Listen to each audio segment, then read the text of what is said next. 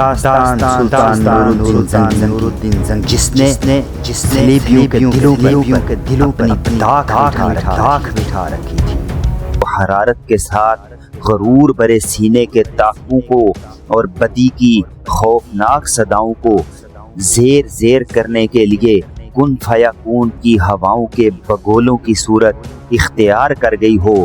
مسلمان لشکری بڑے وحشیانہ انداز میں مجدد الدین کی سرکردگی میں تکبیریں بلند کرتے ہوئے انطاکیہ کے لشکر پر حملہ آور ہو رہے تھے۔ ان کے حملہ آور ہونے کا انداز ایسا تھا جیسے کن کے قافلے یعطی کا فتردوا کی ردا اوڑھ کر نئے کاروانوں کی راہیں اور انوکھے نگر کی آبادی کے راستے استوار کرنے لگے ہوں۔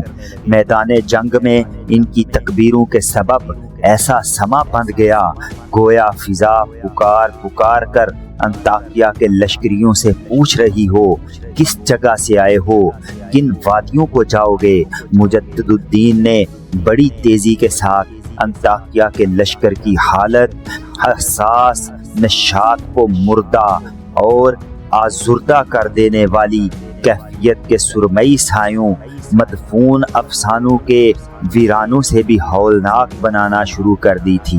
اس تیز اور جان لیوا حملوں سے انطاکیہ کے لشکر میں شوریدہ حدتوں بے کیف کر دینے والی جلن حرارت نے طوفان کھڑا کر کے رکھ دیا تھا، اور لمحہ بلمحہ وہ اداس شام پر مسلط ہوتی تاریکیوں سے بھی بری صورت اختیار کرتے چلے گئے تھے، یہاں تک کہ انطاکیہ کے اس لشکر کو مجدد الدین کے مقابلے میں انتہائی ذلت امیز شکست کا سامنا کرنا پڑا اور وہ واپس انطاکیہ کی طرف بھاگ کھڑے ہوئے۔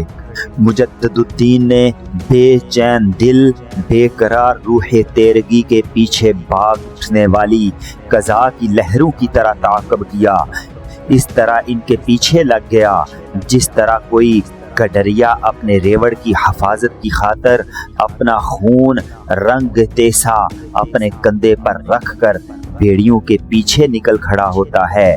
دوسری طرف سلطان نورالدین زنگی نے مارم کے قلعہ کا اس شدت اور سختی کے ساتھ محاصرہ کیا کہ مارم کے اندر محصور صلیبی چلا اٹھے۔ پھر جب انہیں یہ خبریں پہنچی کہ سلطان نورالدین زنگی کے سالاروں نے نہ صرف یہ کہ حلب کی طرف بڑھنے والے صلیبیوں کے لشکر کو بلکہ انطاکیہ کی طرف سے آنے والے صلیبی لشکر کو بھی بدترین شکست دے کر انطاکیہ کی طرف بھاگنے پر مجبور کر دیا ہے، تب انہوں نے مایوس اور افسردہ ہو کر تیز رفتار قاصد انطاکیہ کے باشدہ بوہیمنڈ کی طرف بھیجے اور اسے پیغام بھجوایا کہ سلطان نورالدین زنگی کے مقابلے میں جنگ کرنا اپنے آپ کو موت کے حوالے کرنے کے مترادف ہے اور اس کے خلاف ہم کامیاب نہیں ہو سکتے۔ اس لیے بہتر یہی ہے کہ قلعہ مارم کے تحت جس قدر سرزمین ہے اس کے نصف مدافعات جنگ کے تاوان کے طور پر سلطان نورالدین زنگی کے حوالے کر کے صلح کر لی جائے۔ دوسری طرف انطاکیہ کے بادشاہ بوہیمنڈ کو اپنی طاقت کا علم ہو چکا تھا۔ اپنے لشکر کی شکست پر وہ خود پریشان اور فکر مند تھا کہ مارم کو فتح کرنے کے بعد سلطان نورالدین زنگی کہیں انطاکیہ کا رخ نہ کرے، لہٰذا مارم کے سرکردہ لوگوں نے جو تجویز بھجوائی تھی وہ بھی اس نے منظور کر لی۔ اس نے اپنی طرف سے تیز رفتار قاصد سلطان نورالدین زنگی کی طرف بھجوائے اور تاوان جنگ کی طور پر ایک وسیع علاقہ دے کر سلطان سے صلح کر لی۔ سلطان نورالدین زنگی مارم کی اس فتح سے فارغ ہوا ہی تھا کہ عالم اسلام کو ایک عجیب و غریب مصیبت اور بڑے حادثے نے ہلا کر رکھ دیا۔ ارض شام میں انہی دنوں ایک قیامت خیز زلزلہ آیا جس نے دور دور تک تباہی اور بربادی کا ایسا کھیل کھیلا کہ بستیوں کی بستیاں ویران ہو کر رہ گئیں۔ کفرناب، معرۃ النعمان اور افامیہ کے شہر زمین بوس ہو گئے۔ حلب اور حما کے اکثر دیہات کے نام نشان مٹ گئے تھے۔ مورخین لکھتے ہیں کہ صرف حما شہر میں مرنے والوں کی تعداد 10,000 کے لگ بھگ تھی۔ حما شہر کے ایک مکتب کے استاد نے، جو خوش قسمتی سے اس آفت اور مصیبت سے بچ گئے تھے، اس زلزلے کی کیفیت بیان کرتے ہوئے کہا تھا کہ وہ اپنے شاگردوں کو پڑھاتے ہوئے کسی ضرورت کے تحت مکتب سے اٹھ کر باہر گیا تو دیکھتے ہی دیکھتے زمین کو ایک خوفناک لرزش لگی اور مکتب کی پوری عمارت اس طرح سے تبل ہو کر بچ گئی۔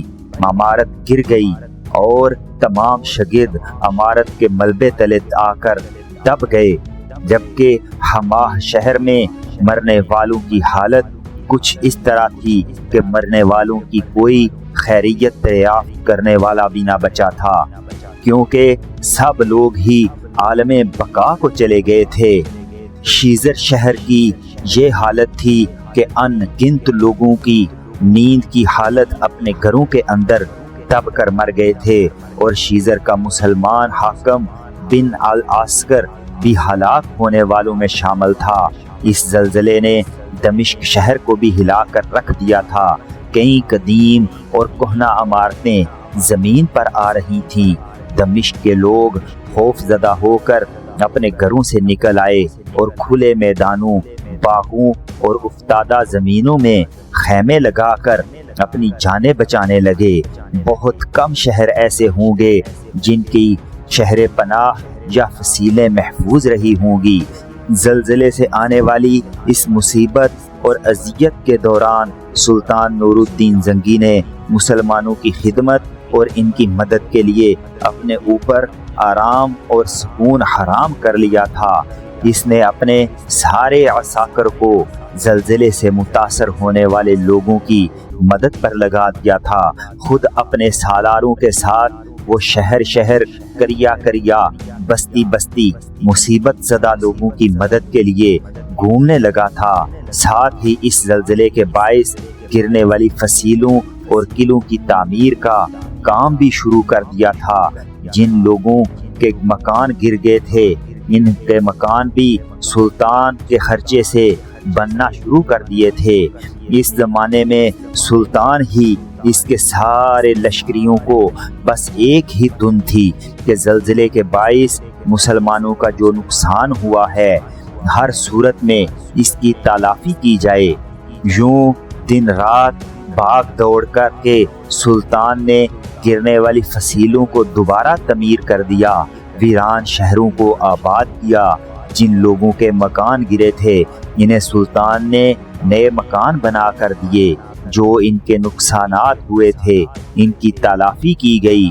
سلطان نور الدین زنگی اور اس کے سالاروں کو زلزلے کی تباہ کاریوں سے نمٹنے میں مصروف دیکھ کر یروشلم کے ہاسپٹلز اور ٹیمپلز نے پرزے نکالے اور مسلمانوں کے علاقوں پر جلغار شروع کر دی۔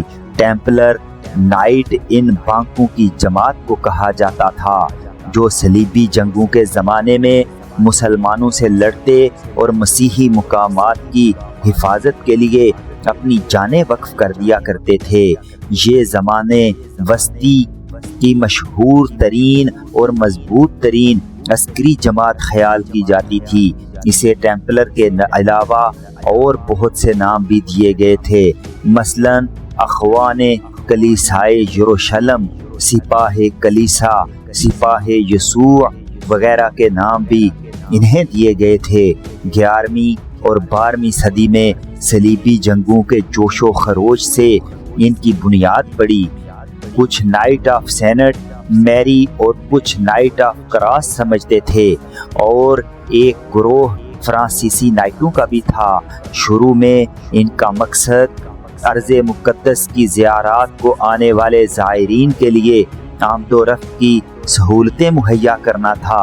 انہوں نے شروع میں اپنا نام بیت المقدس کے پاسبان سپاہی بھی رکھا تھا۔ خیرات اور صدقہ ان کا ذریعہ معاش تھا۔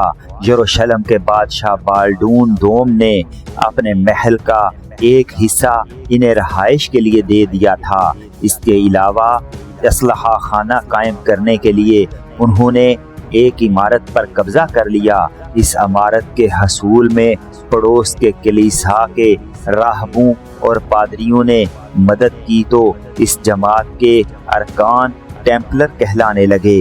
ٹیمپلر کے فوجی نظم و ضبط نے عوام کی توجہ اپنی طرف مبذول کر لی تھی۔ یہ جماعت اتنی ہر دل عزیز بن گئی کہ 1120 میں پوپ کلٹکس نے اپنے لیے ایک دستور حاصل کی۔ پوپ کلٹکس دوم نے ٹیمپلر کو اب پہلی مرتبہ ایک باضابطہ جماعت کی شکل دی۔ اس نے ان کے دستور کی تعریف کر دی اور سفید آبا کو ان کا امتیازی نشان قرار دیا۔ سفید آبا پر یہ سینے کے ایک طرف ایک سرخ صلیب کا امتیازی نشان لگاتے تھے۔ ٹیمپلر کا پرچم سیاہ اور سفید زمین پر سرخ صلیب تھی۔ یورپ میں یہ جماعت خوب پھیلی پھولی۔ عوام و خواص نے جائیداد منقولہ اور غیر منقولہ کی صورت میں انہیں گران نقد عطیات دیے۔ دنیائے نصرانیت کی ہر قوم اور نسل کے ممتاز ترین افراد اس جماعت میں شامل ہونے کے لیے فخر خیال کرتے تھے، لیکن دولت اور اقتدار کی ہوس اس جماعت کے لیے بہت نقصان دہ ثابت ہوئی۔ تنگ دستی، پاک بازی اور فرما برداری کے 3 اصولوں میں سے پہلے 2 اصول انہوں نے پسے پشت ڈال دیے۔ صرف فرما برداری کو اپنا شعار بنا لیا۔ فرانس کا فلپ بل ٹیمپلر کا جانی دشمن تھا اور وہ ان کی تباہی کا باعث بھی ہوا۔ اس کے گرینڈ مائنڈ ماسٹر کو طلب کرنے کے لیے پوپ کو مجبور کیا۔ 1307 میں جب گرینڈ ماسٹر پیرس میں مقیم تھا تو 2 قیدیوں نے ان کے حالات بدعت، کفر اور بت پرستی کے الزامات لگائے۔ 12 نومبر کو پورے فرانس میں سٹیمپلر خطوط روانہ کیے گئے۔ ہدایت کے مواقف وہ تمام خطوط ایک ہی دن کھولے گئے اور سب ٹیمپلر گرفتار کر لیے گئے۔ ان کے خلاف اور انکشافات بھی ہوئے تو سب نے یورپ کے دوسرے حکمرانوں کو ٹیمپلر کی مخالفت پر آمادہ کر لیا اور 1320 تک پرتگال کے علاوہ یورپ کے ہر ملک میں یہ جماعت معجوب ہو کر ختم ہو گئی۔ جہاں تک ہاسپلر کا تعلق ہے، شروع میں یہ راہبوں کی جماعت خیال کی جاتی تھی۔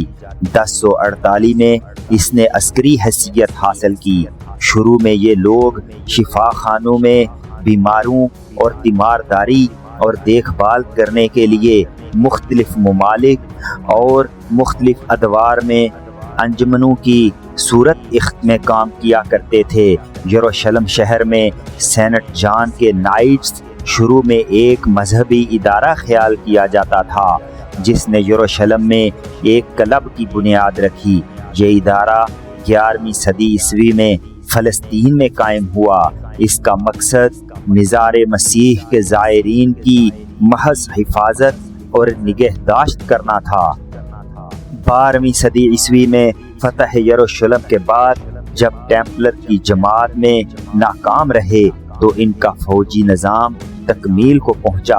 14ویں صدی عیسوی میں وہ جزیرہ روڈس کو فتح کر کے اس پر قابض ہو گئے اور 1523 تک اس پر قابض رہے۔ 1523 کے بعد ترکوں نے انہیں مار مار کر قبرص فتح کر لیا۔ 1530 میں انہوں نے جزیرہ مالٹا کا اپنا ملجا و ماوا بنا لیا۔ اس پر 1898 تک حکومت کرتے رہے۔ پھر نیپولین نے اسے فتح کیا۔ ان کی دولت اور اکثریت کی وجہ یہ تھی کہ مغربی یورپ کے بہت سے حکمران ان سے حسد کرنے لگے تھے۔ 1530 میں انگلستان کے بادشاہ ہنری ہشتم نے ان کی جائیدادیں ضبط کر لیں